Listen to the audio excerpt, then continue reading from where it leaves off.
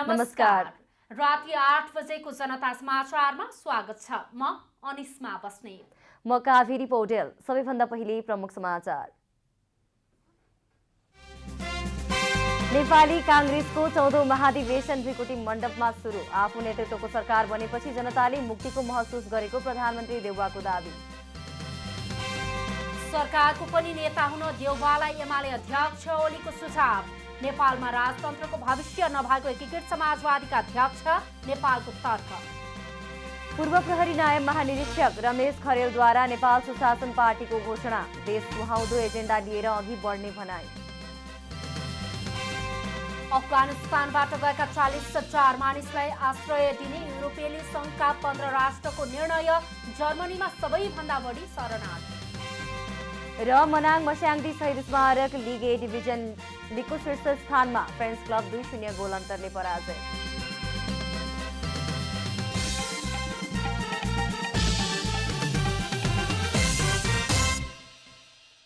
अब पूरा समाचार। सत्तारूढ दल नेपाली कांग्रेसको 14औं महाधिवेशन काठमाडौँमा सुरु भएको छ। कांग्रेसको यो महाधिवेशन विशेष गरी नीति र कार्यक्रममा भन्दा पनि नेतृत्व चयनमा केन्द्रित देखिएको छ।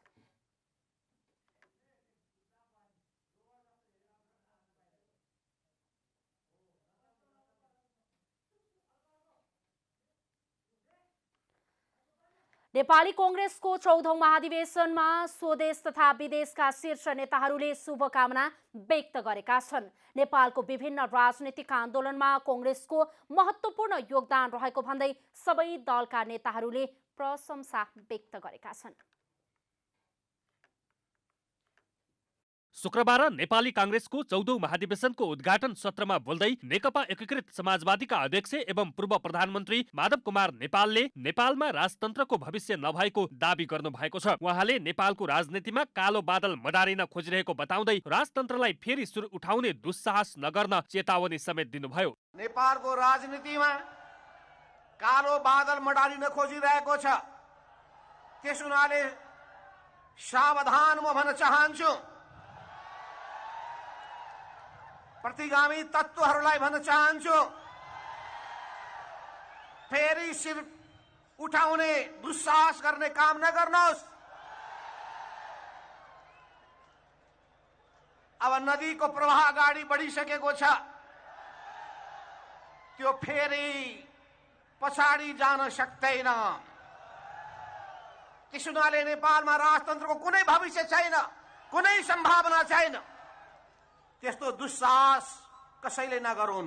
नेकपा माओवादी केन्द्रका अध्यक्ष पुष्पकमल दाहालले नेपालको राजनैतिक परिवर्तनलाई संस्थागत गर्न र देशलाई अग्रगति दिन लोकतान्त्रिक पार्टीहरूका बीचमा एकता हुनु जरुरी रहेको बताउनु भएको छ। उहाँले हालसम्म प्राप्त गरेका राजनैतिक सफलता एकता र गठबन्धनको परिणाम स्वरूप प्राप्त भएको उल्लेख गर्दै एक्लै हिँड्ने अहंकार गर्न खोज्दा ओह्रालो यात्रा सुरु हुने दाबी गर्नुभयो।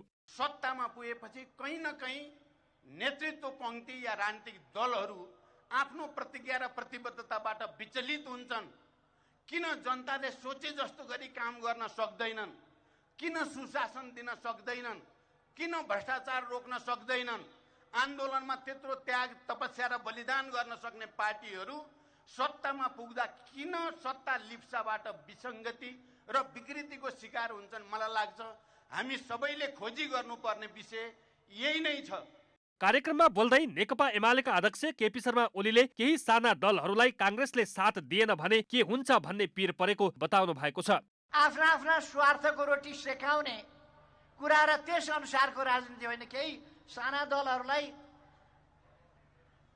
कांग्रेसले औँलो समाउन दिएन भने के होला भन्ने पीर छ, सधैँ सुन्छु।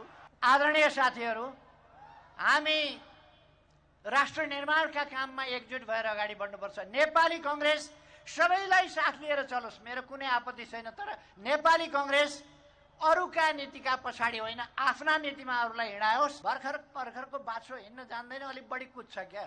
ओलीले नागरिक स्वाभिमान बिर्सिएर जन्मसिद्ध श्रेष्ठताको सिद्धान्त मान्नु आश्चर्य भएको बताउनु भएको छ। राप्रपाका अध्यक्ष राजेन्द्र लिङ्गदेनलाई इंगित गर्दै उहाँले भर्खरको बाछो हिँड्न जान्दैन, अलि बढी कुद्छ र केही समयपछि ठिक ठाउँमा आउँछ भन्दै कटाक्ष गर्नुभयो।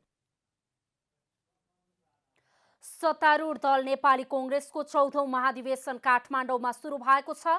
कांग्रेसको यो महाधिवेशन विशेष गरी नीति र कार्यक्रममा भन्दा पनि नेतृत्व चयनमा केन्द्रित देखिएको छ। उद्घाटन समारोहमा सम्बोधन गर्ने नेपाली कांग्रेसका अधिकांश नेताहरूले महाधिवेशनपछि कांग्रेस थप सशक्त बन्ने दावी गरेका छन्। प्रधानमन्त्री समेत रहनुभएका कांग्रेस सभापति शेरबहादुर देउवाले आफ्नो नेतृत्वमा सरकार बनेपछि जनताले मुक्ति पाएको महसुस गरेको दावी गर्नुभयो। ओलीको शासनबाट मुक्ति पाए सबैले, त्यस्तो अवस्था थियो।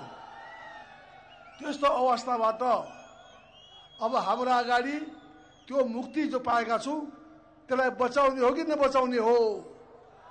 बचाउने हो। त्यसका लागि यो महाधिवेशनले तय गर्छ।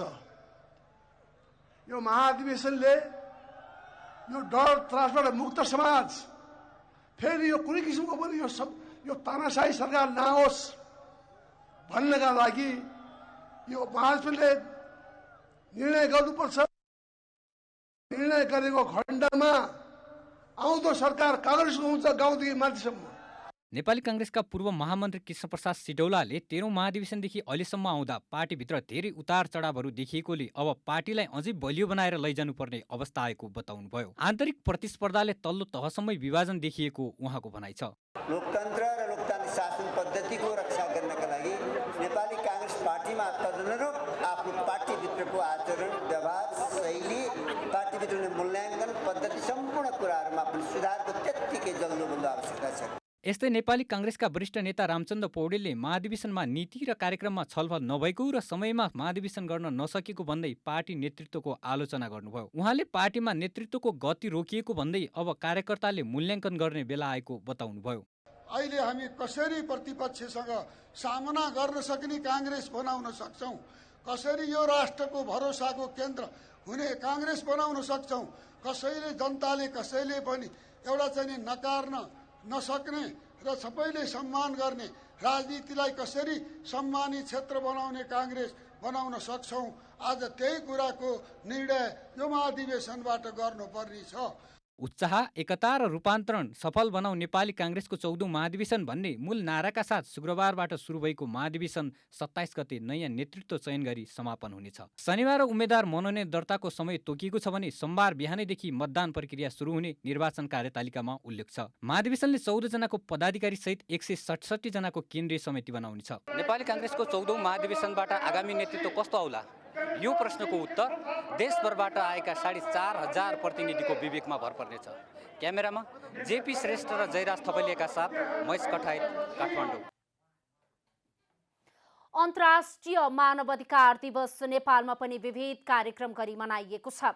मानवाधिकारको बारेमा धेरै पढ्न र सुन्न पाइए तापनि कतिपय अधिकारहरू भने लागू हुन सकेका छैनन्। 73औं अन्तर्राष्ट्रिय मानवाधिकार दिवस मुलुकभर विभिन्न कार्यक्रम गरी मनाइएको छ। सन् 1948 मा संयुक्त राष्ट्रसङ्घको महासभाले मानवाधिकार घोषणापत्र पारित गरेसँगै ऐतिहासिक दिनको सम्झना स्वरूप प्रत्येक वर्ष डिसेम्बर 10 का दिन मानवाधिकार दिवस मनाउने गरिएको हो। बाँच्न मात्र होइन, हरेक अधिकार, हरेक कार्य स्वतन्त्र रूपमा गर्न पाउनु मानवाधिकार हो। मानवाधिकार हरेक मानवका लागि आवश्यक मानिन्छ। मान्छेको जात, धर्म, राष्ट्रियता, उमेर, लिङ्ग, राजनीतिक विचार, ज्ञान, अपाङ्गता, लैङ्गिक झुकाव, लैङ्गिक परिचय आदि जेसुकै भए पनि मानवाधिकारका लागि फरक नपर्ने राष्ट्रिय मानवाधिकार आयोगकी सदस्य लिली थापाको भनाइरहेको छ। संस्कृति, मेरो धर्म, मेरो भाषा प्रयोग गर्न पाउने अधिकारदेखि लिएर मेरो आफ्नो इच्छा स्वइच्छाले म हिँड्न पाउने अधिकारदेखि लिएर मेरो लाउन पाउने, मलाई बिहा गर्न कहिले पाउने, म बच्चा कतिवटा जन्माउने, त्यो सबै अधिकारको बारेमा चाहिँ हामीलाई ज्ञान भएको, मैले परिवर्तन त्यहाँनिर भएँ, हामीलाई ज्ञान भयो। अहिले हिजोको दिनमा हामीलाई त्यो थाहा थिएन, आज चाहिँ नि यो सबै मेरो आर्थिक, सामाजिक, सांस्कृतिक अधिकार पनि मेरो रहेछ भन्ने खालको हामीलाई चाहिँ नि एउटा एक किसिमको ज्ञान चाहिँ प्राप्त भयो।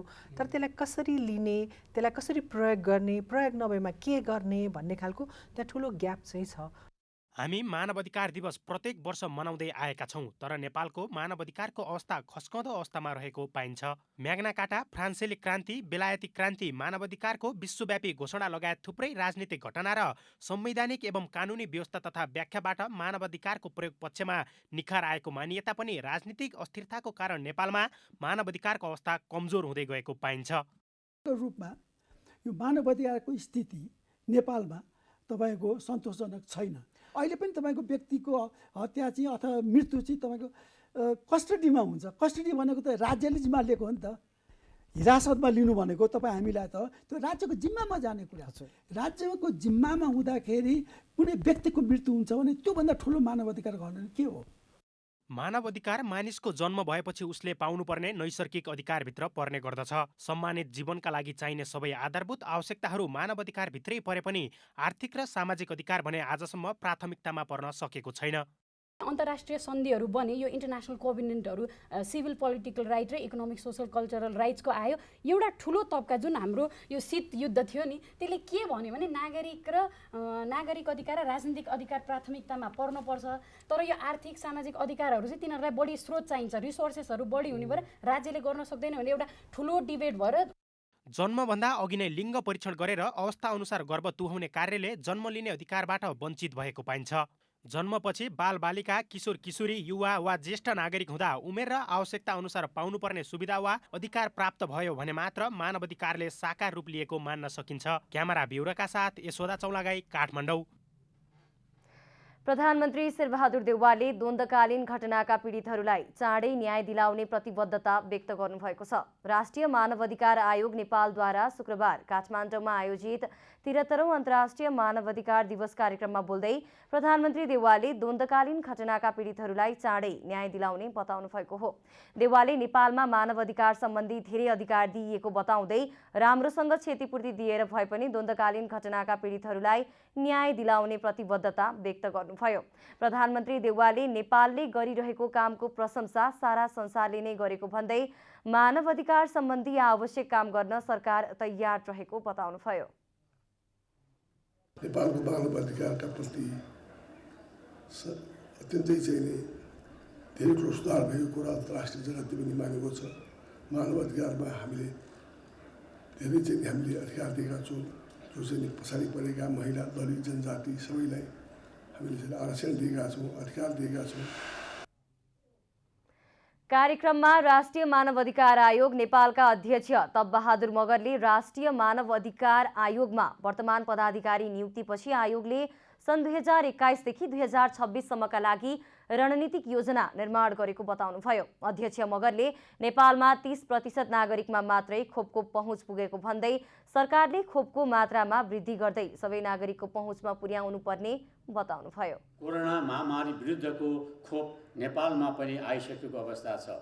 यद्यपि अझै पनि 70% नेपाली नागरिकहरू खोपको पहुँचबाट वञ्चित रहेको तथ्याङ्कले देखाउँछ।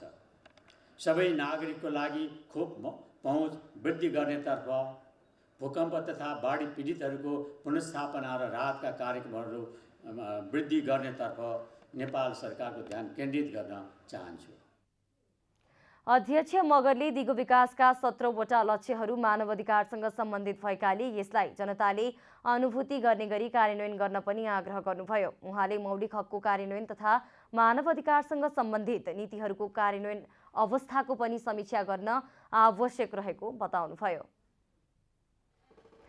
नेकपा एमालेका अध्यक्ष केपी शर्मा ओलीले नेपालमा विदेशी शक्तिले नियन्त्रित अराजकता फैलाउने उद्देश्य राखेको बताउनु भएको छ। शुक्रबार नेकपा एमाले बागमती प्रदेश संगठन कमिटीले काठमाडौँमा आयोजना गरेको 10औं राष्ट्रिय महाधिवेशनबाट निर्वाचित केन्द्रीय पदाधिकारी र सदस्यहरू, केन्द्रीय आयोगका पदाधिकारी र सदस्यलाई बधाई सम्मान तथा शुभकामना कार्यक्रममा अध्यक्ष ओलीले विदेशी शक्तिले नेपालमा नियन्त्रित अराजकता फैलाउने उद्देश्य राखेको बताउनु भएको हो।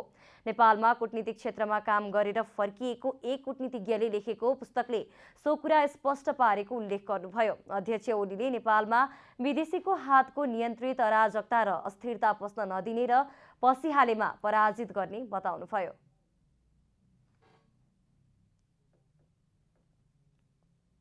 नेपाललाई उनीहरूको हातको नियन्त्रित ढङ्गको अराजकता, अस्थिरता जस्ता कुराहरू यहाँभित्र पस्न दिँदैनौँ, खेल्न दिँदैनौँ। खेलिहाल्यो भने पराजित हुन्छ। अध्यक्ष ओलीले राजनीतिक पार्टीले नै राष्ट्रियता र राष्ट्रिय एकता जोगाउने उल्लेख गर्दै त्यसका लागि स्पष्ट राष्ट्रिय दृष्टिकोण हुनुपर्ने बताउनुभयो। एउटा समग्र राष्ट्रिय सोच, राष्ट्रिय दृष्टिकोण र सबै कुरालाई राष्ट्रियताभित्र यो पोलिटिकल पार्टीले एउटा गन्तव्य समृद्ध नेपाल सुखी नेपालीको गन्तव्य हाम्रो राष्ट्रिय गन्तव्य हो। त्यस गन्तव्य अन्तर्गत अरू हाम्रा विभिन्न प्रकारका जहाँ समस्या छन् तिनको समाधान र त्यसको एउटा गन्तव्य बनाउनुपर्छ। मूल गन्तव्य के हो भन्दा समृद्ध नेपाल सुखी नेपाल। उहाँले अब बस्ने केन्द्रीय कमिटी बैठकले महत्त्वपूर्ण काम गर्ने उल्लेख गर्नुभयो।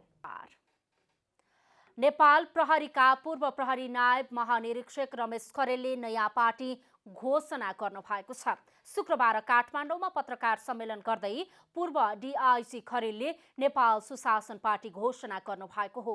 उहाँले देश सुहाउँदो सुशासनलाई प्रमुख एजेन्डा बनाएर पार्टीलाई अघि बढाउने बताउनु भएको छ। पूर्व डीआईजी खरेलले देशमा अहिले कुशासन व्याप्त रहेको भन्दै त्यसलाई सुशासनमा ल्याउन आफूले बाध्य भएर नयाँ पार्टी खोल्नु परेको बताउनु भयो। देश सुहाउँदो सुशासनलाई सबै के छ भने कुशासनले व्याप्त भएर यो देशको यो हालत भएको हो। कुशासनले व्याप्त भएर राष्ट्रियतामा साथ नदिएर अहिले हाम्रो हालत यो भएको छ र हामी यसरी चाहिँ नयाँ पार्टीको हिसाबले स्थापित हुन बाध्य भएका छौँ। पूर्व डीआईजी खरेलले सेवा गरेर मेवा खाने नभई सेवा मात्र गर्ने ध्येयले पार्टीमा काम गर्ने बताउनु भएको छ। उहाँले सबै नागरिकको चासो र आवश्यकतालाई ध्यानमा राखेर जनतालाई धोका नदिने गरी काम गर्ने प्रतिबद्धता पनि जनाउनु भएको छ।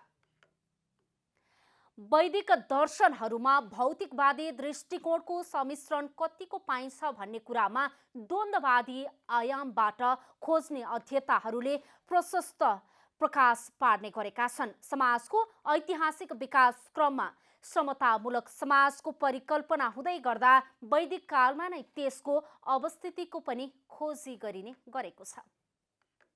कार्ल मार्क्सले भन्नुभएको छ, उत्पादनसँगैको चेतनशील प्रयत्नबाट समाज विकसित बन्दै आएको छ। अहिले वैज्ञानिक समाजवादको कुरा गरिरहँदा हाम्रै वैदिक दर्शनशास्त्रले समेत समानतालाई आत्मसात गर्ने र लागू गर्न गरेको प्रयत्नलाई बिर्सन मिल्दैन। समाजवाद उत्पादनको क्रमसँगै उत्पादक शक्तिको विकाससँगै अनिवार्य रूपमा आउने चिज हो, तर त्यो चेतनाका साथ चेतनशील प्रयत्नका साथ मात्रै आउँछ भनेर मार्क्सले भन्नुभएको छ। समाजवादका लागि चेतनशील प्रयत्न गर्न पर्दछ र एक समय आउनेछ जतिखेर मानिसहरू स्वतः नदी बगे जस्तो दोहोरिएर समाजवादी सिस्टममा प्रणालीमा हिँड्नेछन्, जसका लागि थप प्रयत्न गरिरहनु पर्ने छैन।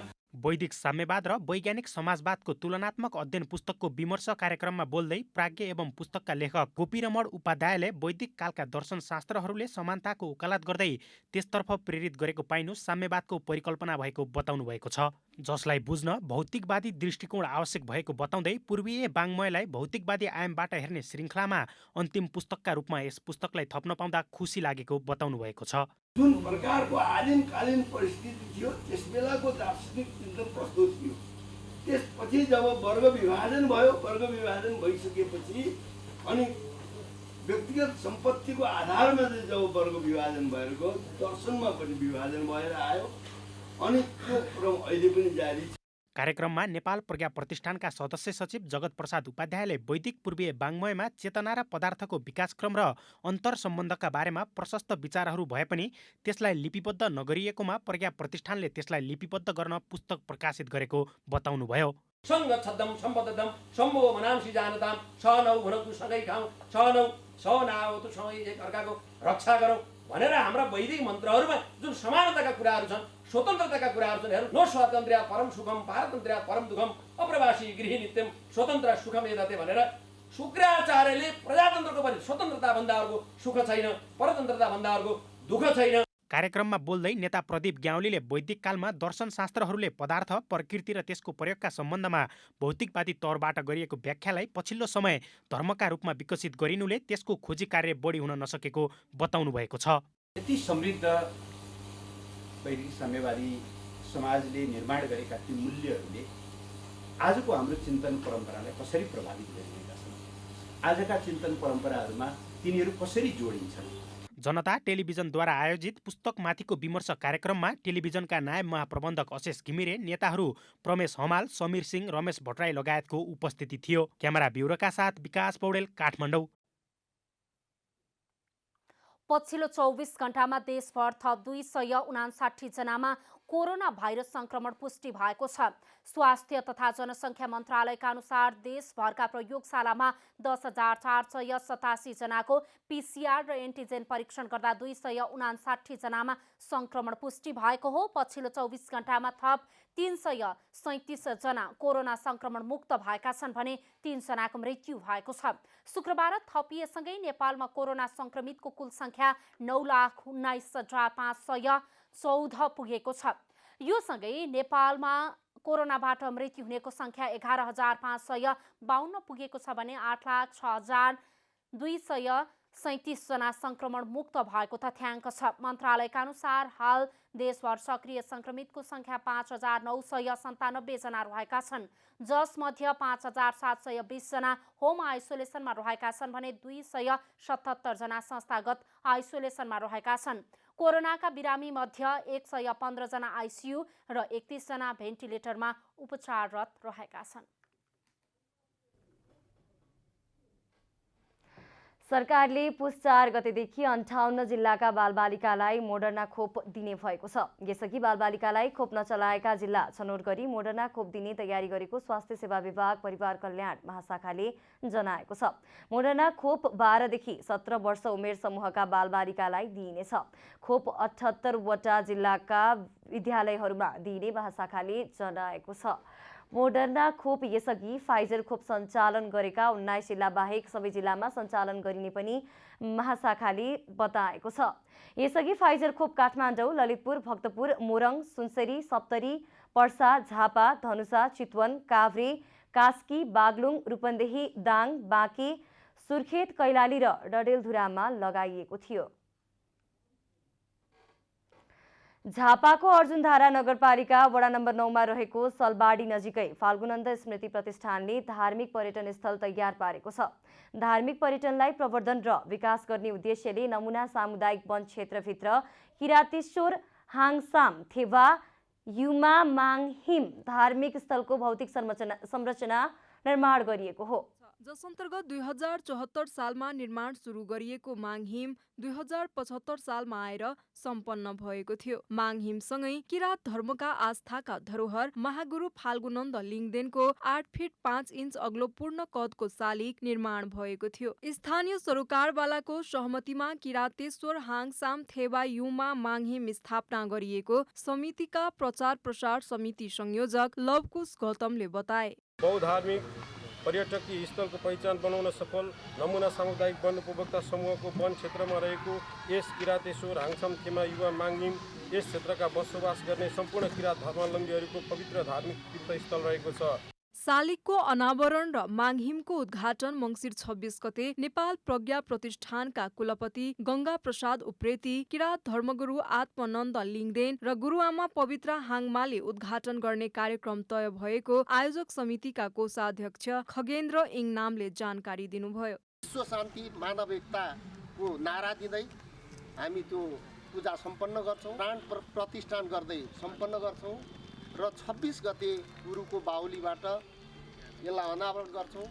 किरात धार्मिक क्षेत्रमा मूल मन्दिर, महागुरुको शालिग, धुनी कुण्ड, पुजारी आश्रम, मूल गेट, शौचालय, घेरा बारा लगायतको भौतिक संरचना निर्माण गरिएको छ। उक्त धार्मिक क्षेत्र निर्माणको लागि नेपाल सरकारबाट 20 लाख, साबिक जिल्ला विकास समितिको 5 लाख र दाताहरूबाट उठेको 25 लाख गरी जम्मा 50 लाखको लागतमा निर्माण सम्पन्न भएको समितिले जनाएको छ। धार्मिक स्थलमा आकर्षणको रूपमा रहेको महागुरु फाल्गुनन्दको शालिग 10 लाख रुपैयाँ को लागतमा मोरङ उर्लाबारीका मन्जुल मेतेरी कला केन्द्रले तयार पारेको हो। देशकै नमुना प्रतिष्ठानको रूपमा विकास गर्ने लक्ष्यका साथ माङहिमको गुरु योजना तयार पारिएको फाल्गुनन्द बाटिका निर्माण गर्ने, नेपाली भाषा, साहित्य, संस्कृतिको पुस्तकालय तथा अध्ययन केन्द्र निर्माण गर्ने लगायतको योजनाहरू फाल्गुनन्द स्मृति प्रतिष्ठानले अघि सारेको छ। झापाबाट सुर्जन चेम्जोङको रिपोर्ट। अब आर्थिक समाचार।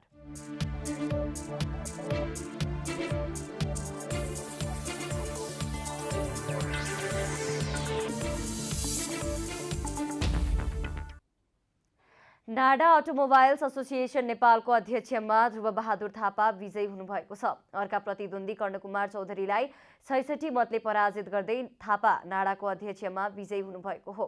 नाडाको 45औं साधारण सभा अन्तर्गत भएको निर्वाचनको मतगणना अनुसार अध्यक्षमा विजयी थापाले 1413 मत ल्याएका छन्। उहाँका प्रतिद्वन्दी चौधरीले 1347 मत मात्रै प्राप्त गर्नुभएको छ। त्यस्तै सदस्यमा आकाश गोल्छा, निराकर श्रेष्ठ, कपिल शिवाकोटी, प्रदीपमान प्रधान, यमुना श्रेष्ठ, राजन बाबु श्रेष्ठ, सुनिल रिजाल, सुरेन्द्र कुमार उप्रेती र अनुप कुमार बराल निर्वाचित भएका छन्। विक्रम सिंघानिया, नीलमणि पाठक, प्रकाश कपुरी, मिलन बाबु मल्ल, अभिक ज्योति, पंकज अग्रवाल, वरदान बस्नेत र गोपाल भट्टराई पनि सदस्यमा निर्वाचित हुनुभएको छ। कर्णालीका दुर्गमका लागि भनिएका चामल सुर्खेत, नेपालगञ्ज र धनगढीका गोदाममै थन्किएपछि हिमाली जिल्लामा खाद्यान्न अभाव हुन थालेको छ। सरकारले अनुदानमा ढुवानी गर्दै आएको चामल सम्बन्धित क्षेत्रमा नपुग्दा स्थानीयलाई खाद्यान्न अभाव हुन थालेको हो। खाद्य तथा व्यापार कम्पनीले हुम्लाका लागि छुट्याएको करिब 20,000 क्विन्टल चामल ढुवानी नहुँदा गोदाममै थन्किएको छ। खाद्यान्न ढुवानीमा लापरवाही हुँदा हुम्ला पुर्याउनु पर्ने 19,950 क्विन्टल चामल सुर्खेत, नेपालगञ्ज र धनगढीमै थन्किएको छ। सुर्खेतबाट हालसम्म जम्मा 550 क्विन्टल खाद्यान्न मात्रै ढुवानी भएको छ। हुम्लामा मात्रै होइन, कर्णालीका अन्य जिल्लामा पनि चामल ढुवानी हुन सकेको छैन। साबी कर्णालीका 5 जिल्लामा वर्षेनी 40 देखि 50,000 क्विन्टल चामल आवश्यक पर्छ। समयमै चामल ढुवानी नहुँदा खाद्यान्नका गोदामहरू रित्तिन थालेका छन्। खाद्यान्नको चरम सङ्कट पर्ने जिल्लाका गोदामहरू रित्तिँदै जाँदा सुर्खेतका गोदाममा हाल 11,000 क्विन्टल चामल रहेको कार्यालयका सूचना अधिकारी वासुदेव रिजालले जानकारी दिनुभयो। अब खेलकुद समाचार।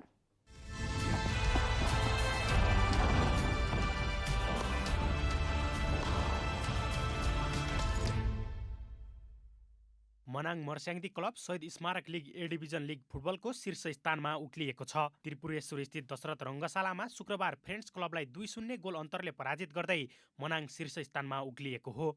मनाङलाई जित दिलाउन आफिज ओलावाले र दिनेश राजवंशीले 1-1 गोल गरे। खेलको 41औं मिनेटमा ओलावाले गोल गर्दै मनाङलाई सुरुवाती अग्रता दिलाए। तान अञ्जनको क्रसमा अनमार्क रहेका ओलावाले हेड मार्फत सहजै गोल गरे। खेलको 73औं मिनेटमा दिनेशले गोल गर्दै मनाङलाई 2-0 को अग्रता दिलाए। पुजन उपरकोटीको फ्रीकिकमा दिनेशले हेड मार्फत गोलको जाली चुमाए।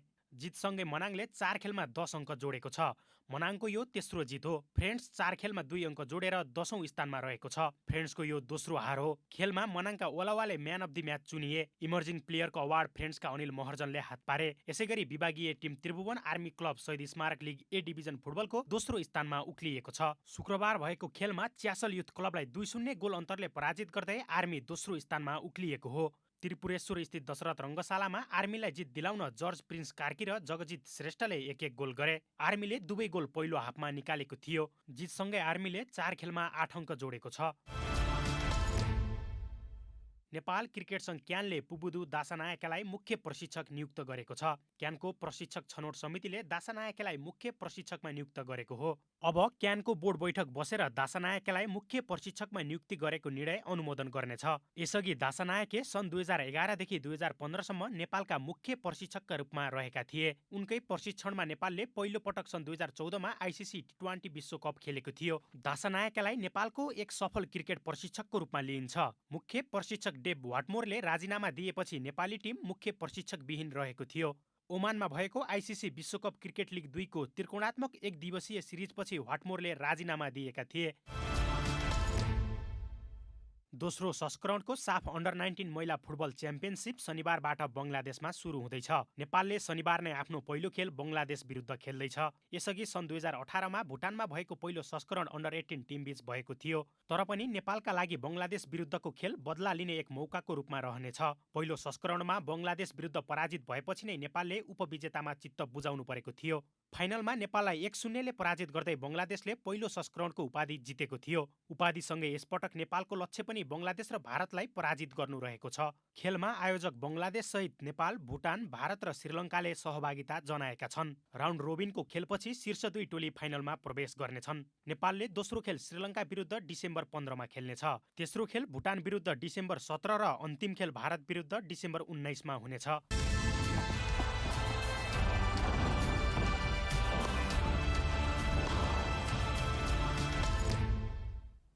अब मौसम समाचार।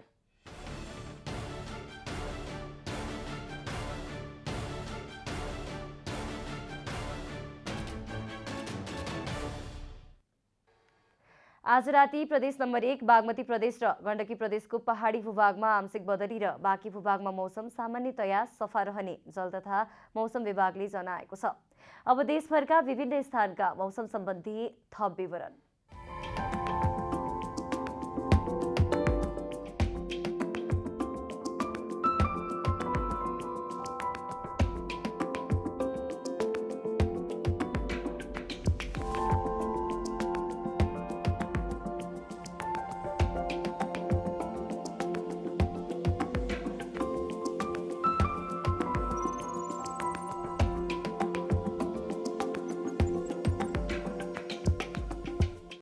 अन्त्यमा आजको डायरी।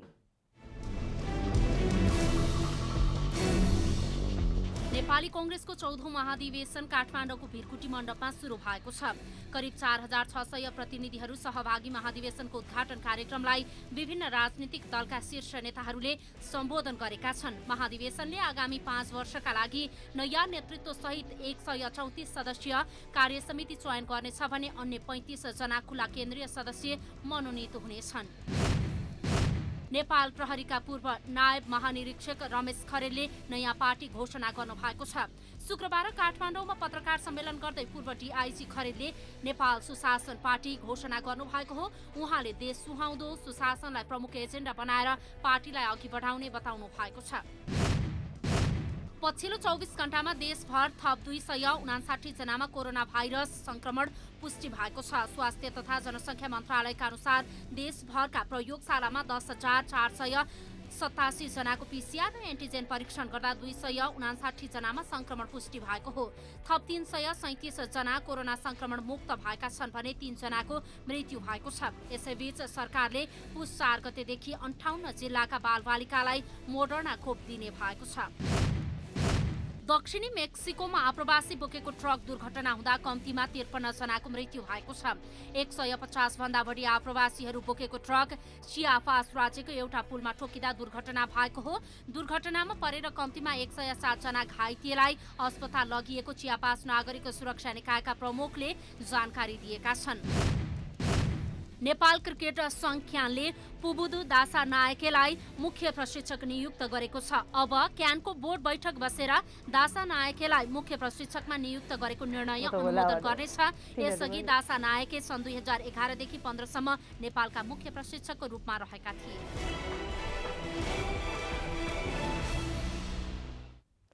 जनता समाचार अहिलेलाई यति नै। जनताद्वारा जनताका लागि प्रसारित जनता टेलिभिजन हेर्दै गर्नुहोला। नमस्कार।